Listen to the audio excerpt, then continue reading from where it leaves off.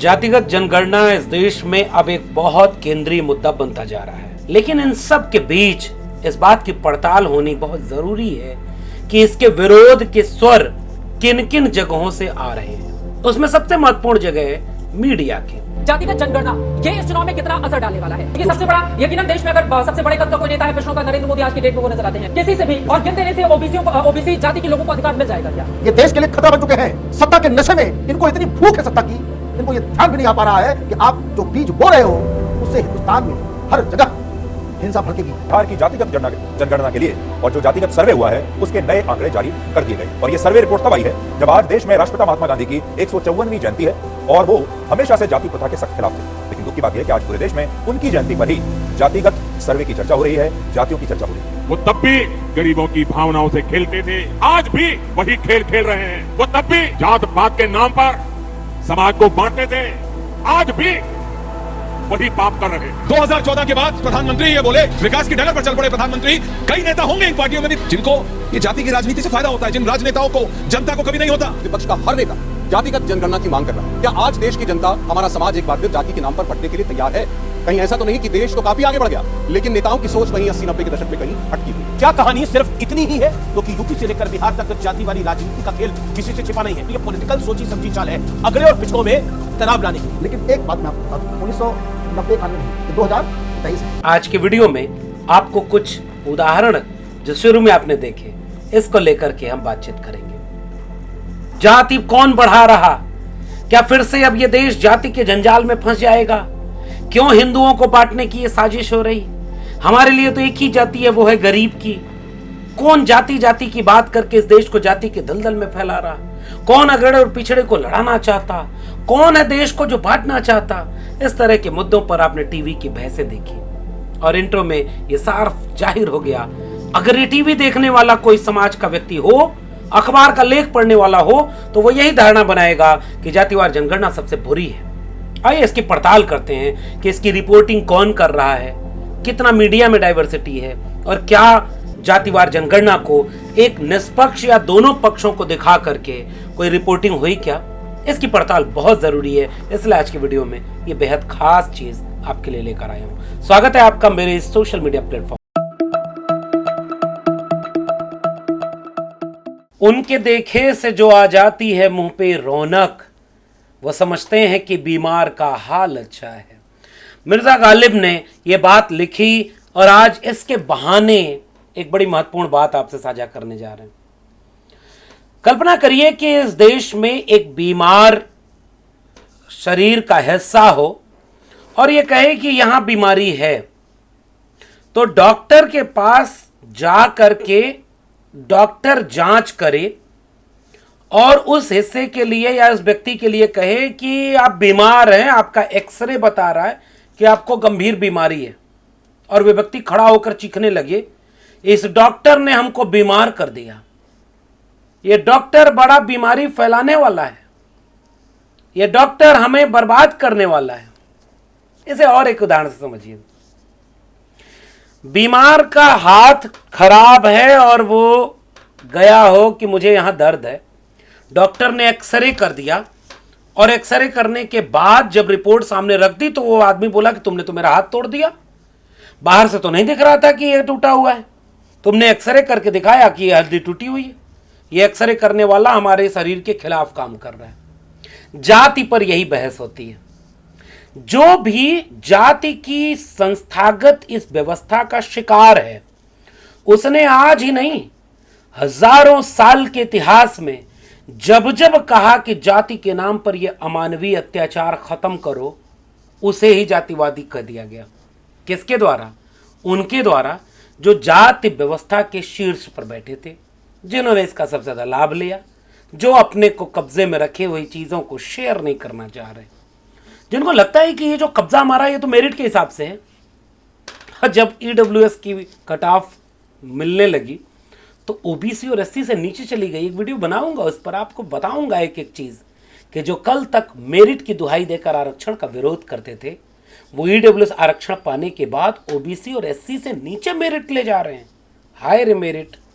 लेकिन लौटते हैं इस विषय पर कि जातिवार जनगणना पर जब से बहस केंद्र में आ रही है, एक पूरा तबका है जो तिलमिलाया हुआ है, और वो तिलमिलाहट की, बदहवासी की साफ वजह है जो कोई भी समझ सकता है।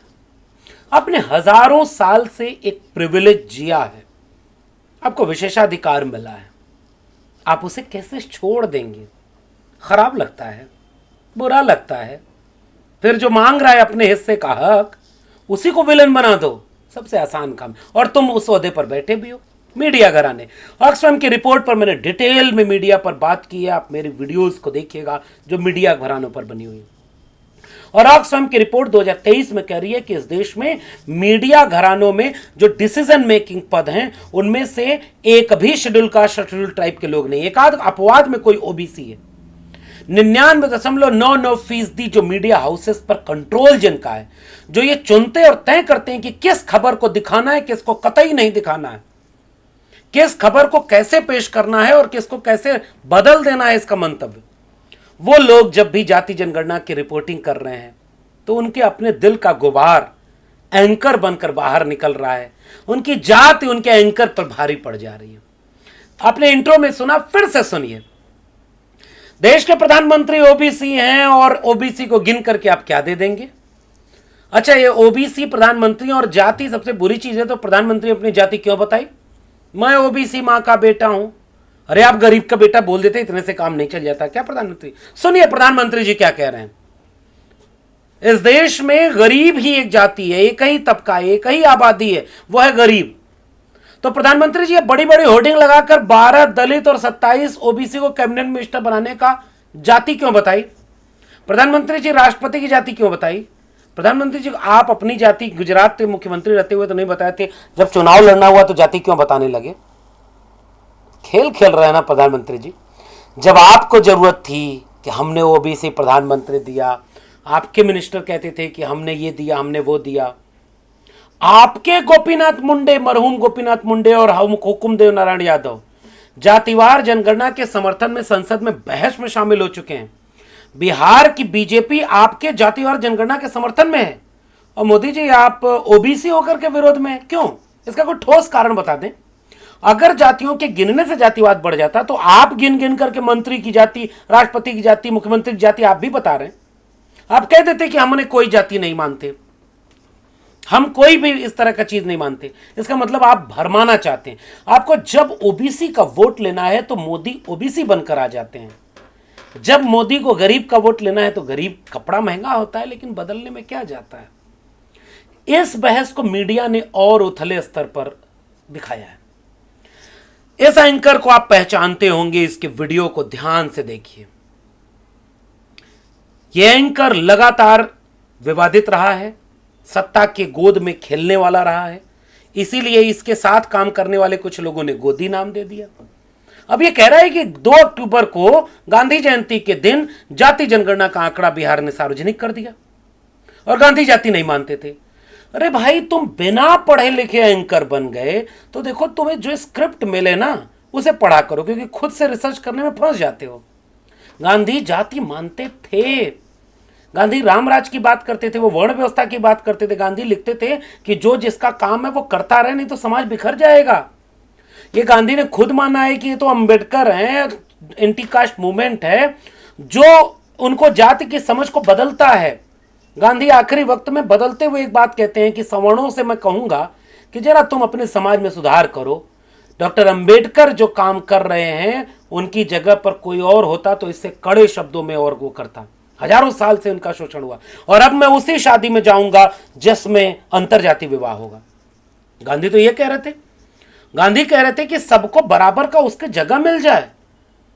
गांधी सबका भारत बनाना चाहते। तुम कौन सी किताब गांधी से पढ़े हो अंकर भाई, या बिना पढ़े व्हाट्सएप पर गलत आ गया? देखना जरा, अपनी रिसर्च टीम को ठीक करो। उसमें एक आध लगता है कांग्रेसी या इंडिया गठबंधन वाले चले गए, गलत रिपोर्ट दे दिया, तुम गलत पढ़ दिए। इस एंकर को समझ रहे हैं? जातिवाद बढ़ गया गांधी जयंती के दिन। तुमने खुद खबर बनाई है कि इस देश में प्रधानमंत्री ओबीसी है। तुमने खबर बनाई थी कि दलित राष्ट्रपति, दलित कैबिनेट मंत्री ओबीसी। तो तुम क्या कर रहे थे? क्योंकि ये बीजेपी को पक्ष में जा रहा था, तब तक तुम जाति जाति खेल रहे थे। एक एंकर को देखिए, ये कह रहा है कि देश में आग लगा रही है राहुल गांधी, अब 90 का दौर नहीं है। लेकिन एक बात मैं आपको बता दूं, 90-91 नहीं है, ये 2023 है। अब 2023 है जी, बिल्कुल यही हम आपको समझाना चाह रहे हैं। 90 का दौर नहीं है। 90 में तो तुम सारे लोग एक तरफ से मीडिया में बैठे थे, तुम मंडल विरोधी लेख लिख रहे थे, तुम ये कह रहे थे, और विश्वनाथ प्रताप सिंह ने कहा कि आधी आबादी को उसके हक अधिकार दे करके हम आग के अंगार पर बैठे हुए हैं। अरे अब 90 का दशक नहीं है, यही तुम भी समझ लो। विश्वविद्यालय में प्रोफेसर बनने के एलिजिबल लोग आ गए हैं, डॉक्टर बनने के एलिजिबल लोग आ गए, पढ़ लिख लिए हैं, लाठी की भी जरूरत नहीं होगी, समझे, कलम हाथ में आ गई। और हम जैसे लोग लगातार ये कहते हैं कलम से लड़ेंगे, और सोशल मीडिया एक प्लेटफॉर्म बन गया। अब तुम्हारे इस टीवी के सामने एक अल्टरनेट डिबेट आ गई कि तुम्हारे टीवी चैनल पर एक भी दलित पिछड़ा आदिवासी नहीं, तो तुम पूरे देश की आवाज कैसे हो गए? पहले बताओ, जितने एंकर की ये वीडियो आप देख रहे हैं, ये सारे के सारे अपर कास्ट एंकर हैं, सारे के सारे एक ही तबके के हैं, सारे के सारे वर्चस्वशाली तबके से हैं। तो ये तो कहेंगे ही भाई कि जाति की बात करने से जातिवाद बढ़ जाएगा। रोज हिंदू मुस्लिम करते रहते हैं, सांप्रदायिकता नहीं बढ़ती। कैसा दोहरा चरित्र है। और देश के नागरिकों, आप पहचानो, मीडिया आज भी, अगर कल्पना करिए इस जाति जनगणना की रिपोर्ट आती और इस जगह पर एंकर एक आदिवासी बैठा होता, एक दलित बैठा होता, एक ओबीसी बैठा होता, उसके अंदर रिसर्च करने वाली टीम में ओबीसी एससी एसटी होते, उसको जो फीडबैक देते हैं उस टीम में ओबीसी एससी एसटी होते, सब मिल करके उस पर एक निष्पक्ष, तटस्थ और बैलेंस राय रखते कि इसका तर्क पक्ष का ये है और विपक्ष का ये है। ये सारे एंकर, इनकी टीम, इनके कैमरामैन, इनके सारे आप जांच करा कर देख लीजिए। राहुल गांधी ने पूछा था ना एक सवाल बड़ा दिलचस्प, यही सवाल हम लोग कैंपस में पूछते रहे, यही सवाल हम डॉक्टर पे पूछते रहे, इंजीनियर में पूछते रहे, वकील में पूछते रहे, हम प्रोफेसर में पूछते रहे, हम जो है गांव में जमीन कितना है, कितने लोगों के पास, यही तो पूछते रहे। गनीमत है कि अब विपक्षी दलों को समझ में आ गया। समाजवादी पार्टी जैसे बड़े दल, बसपा जैसा दल, राष्ट्रीय जनता दल और आरजेडी तो आगे लीड ले रहे हैं, नीतीश कुमार और तेजस्वी लालू। कांग्रेस पार्टी के राहुल गांधी स्पष्ट बोल रहे हैं।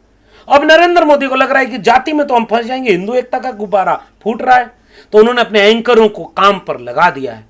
ये एंकर आपको लेख लिख कर ऐसा दिखाएंगे कि जैसे जाति जनगणना से सबसे नुकसान हो रहा है। ये एंकर आपको ये लिख कर दिखाएंगे कि जातिवाद जनगणना जातिवाद को बढ़ा देगी। और डिबेट में भी वही सारे लोग बैठे होंगे जो उसी तबके से हैं। उन्हीं का शहर, वही मुद्दई, वही मुंसिफ, हमें मालूम था हमारा ही कसूर निकलेगा। इसलिए आपको यह बात साझा करने का मकसद यह है कि सोशल मीडिया को बहुत फिल्टर करके देखिए, मीडिया को बिल्कुल मत देखिए, आंकड़ों पर बात करिए। अगर इस देश को चला रहे हैं 100 लोग और देश में रहते हैं 100 लोग, 100 लोग जो देश में रहते हैं उनमें से 50 लोग जो हैं उनके बीच का एक भी आदमी 100 लोग देश चलाने में नहीं है। 90 लोग जो आबादी में हैं उनमें से 10 लोग केवल देश चलाने में हैं, और जो 10 लोग आबादी में हैं उन 90 जगह पर बैठे हुए हैं। तो क्या ये सबका देश बन पाया? तो जाति के नाम पर शेड्यूल कास्ट, शेड्यूल ट्राइब और ओबीसी ये रजिस्टर में दर्ज की गई संख्या मात्र नहीं है जिनको आप इस तरह की रिपोर्टिंग से बला लोगे। हाय रे जातिवाद बढ़ गया, हाय रे इस तरह की चीज होती जा रही है, अब जाति के नाम पर देश बंट जाएगा। रे भाई, जाति के नाम पर यह देश ऑलरेडी बटा हुआ है। इस बंटवारे में जो बंटवारे में फायदे में जगह पर बैठा है उसको क्यों यह दिखेगा कि देश बटा हुआ है? तो तुमसे तो हमें उम्मीद भी नहीं, तुम अपने जातिगत हित को साधने के लिए रिपोर्टिंग कर रहे हो, तुम एंकर बनकर रिपोर्टिंग नहीं कर रहे हो। तुम्हें जब यही नहीं कभी अपने आज तक मीडिया में कोई खबर इस पर नहीं बनाई कि तुम्हारे अपने चैनल में कितनी डाइवर्सिटी है। अमेरिका जैसा देश अपने यहां हर साल डाइवर्सिटी इंडेक्स जारी करता है। वो ये देखता है कि मेरे देश में जितनी आबादी है, मेरे पब्लिक स्पेयर में कितनी आबादी उन लोगों की है। इतने व्हाइट्स हैं, इतने ब्लैक्स हैं, इतने रेड इंडियन हैं, इतने सारे लोग हैं, तब जाकर के कोई इंस्टीट्यूशन पूरे देश का इंस्टीट्यूशन बनता है। इतना सा लॉजिक समझने में तुम लोग को नहीं समझ में आ रहा, क्योंकि तुमने वर्चस्व का सुख भोगा है। अचानक से लग रहा है कि यार ये जो कल तक पैरों में पड़े थे वो तो आंख में आंख डाल करके ये सवाल करने लगे।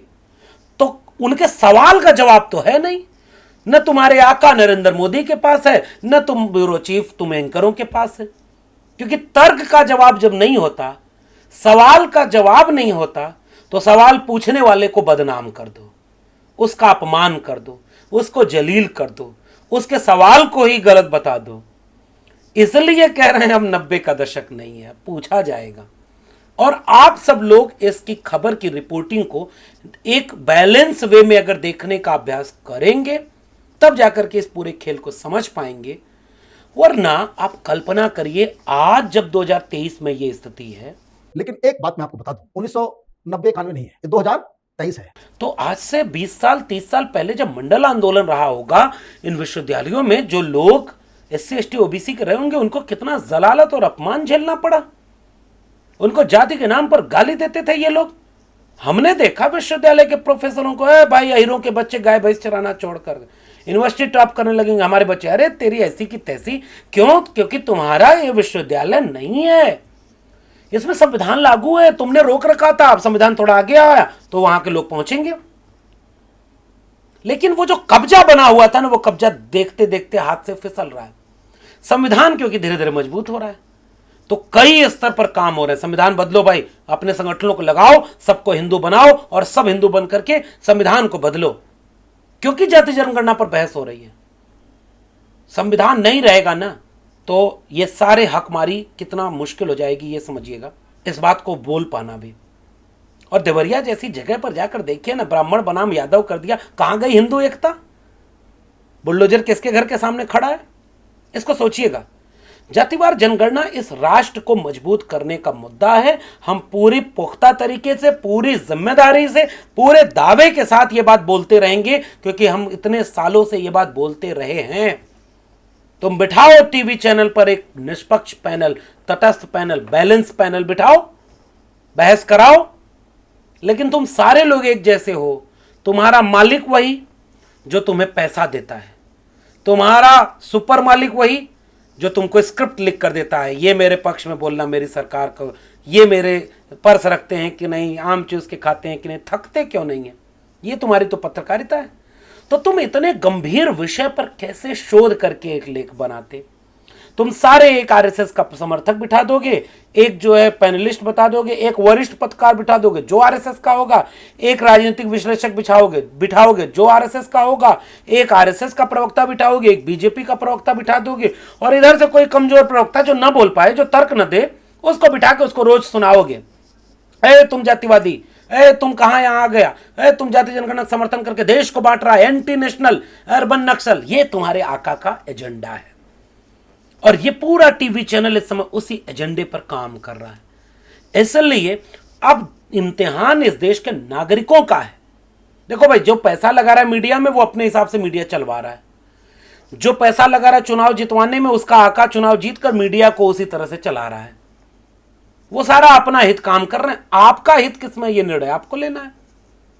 आपको इस मीडिया पर भरोसा है तो आप देखते रहिए टीवी, और अगर आपको इस पर नहीं भरोसा है तो कम से कम इस मीडिया के जातिवादी चरित्र को पहचान लीजिए, जिस मीडिया ने आज तक अपने अंदर, आप एक काम किया करिए। मैं आपको एक और बात आखिरी में जाते जाते कह रहा हूं, जो भी खबर देखिए, जितनी बार पत्रकारों, संवाददाताओं और एंकरों के नाम आपके सामने सुनाई दे, जाति के साथ सबका नाम एक पन्ने पर नोट कर लीजिए। एक चैनल टेस्ट के लिए पकड़िए, उसके कई दिन की रिपोर्टिंग को, अलग अलग पत्रकारों के नाम को, वो जो नाम आप बोलते हैं, 10 में 9 एक ही तबके के न मिले तो कहिएगा। कोई भी चैनल पकड़ लीजिए, मेन स्ट्रीम का, मनु स्ट्रीम जिसे मेन स्ट्रीम कहते हैं, तो जब सारे लोग उसी तबके के हैं तो जाति जनगणना का समर्थन कैसे वो कर सकते हैं? और वर्गीय हित, जातीय हित सबसे ऊपर होता है। वो तर्क नहीं देखता, वो तर्क तथ्य नहीं बात करता। वो यही कहेगा, लुट गया भारत, बट गया भारत, बर्बाद हो गया भारत, नेता कुर्सी पाने के लिए क्या कर रहे। आप मुस्कुरा करके अपनी समझदारी को बचा लीजिएगा कि नहीं भाई, मजबूत होगा भारत जातियों के गिनने से, मजबूत होगा भारत सबको गिनकर, सबको सबके हिस्से का हक देने से, ताकतवर होगा मुल्क। इसलिए अगर आप जातिवार जनगणना के समर्थक है, सीना तान के चलिए, क्योंकि आप राष्ट्रवादी हैं। आपसे बड़ा राष्ट्रवादी कोई नहीं। सबसे पायदान पर, आखिरी पायदान पर खड़े व्यक्ति को आप चाहते हैं कि ताकतवर हो, फिर आप किससे डरेंगे? आप किससे झुकेंगे? आप किससे डर कर बात करेंगे? विचार करिएगा। अखबारों के लेख आपको मिले तो नीचे कमेंट बॉक्स में मुझे बताइए कि कौन कैसे बात कर रहा है, किस अखबार के लेख की हेडिंग क्या है, किस मीडिया की हेडिंग क्या है। और अगर आपके भेजे हुए मैटर मुझे मिलेंगे, आप लिंक भेजिए खबरों का जो जाति के नाम पर खूब गालियां देते हुए रिपोर्टिंग कर रहा हो, हम फिर से उस पर बात करेंगे। हम तब तक बात करेंगे जब तक आपको इस बात को समझा न दें कि भाई जातियों को गिनने से जातिवाद नहीं बढ़ता, जातियों को न गिनने से जातिवाद बढ़ता है, क्योंकि न गिनने पर जो ताकतवर है वो अपनी जाति का फायदा उठाता रहेगा, कमजोर पर बात नहीं होगी। इसलिए मैंने आज ये बातचीत आपके सामने रखी। कैसी लगी बातचीत नीचे कमेंट बॉक्स में जरूर बताइए, अपनी टिप्पणी साझा करिएगा। फिर मिलते हैं किसी और विश्लेषण के साथ, तब तक के लिए। लेकिन एक बात मैं आपको बता दूं, 1990-91 नहीं है, ये 2023 है। बहुत बहुत धन्यवाद।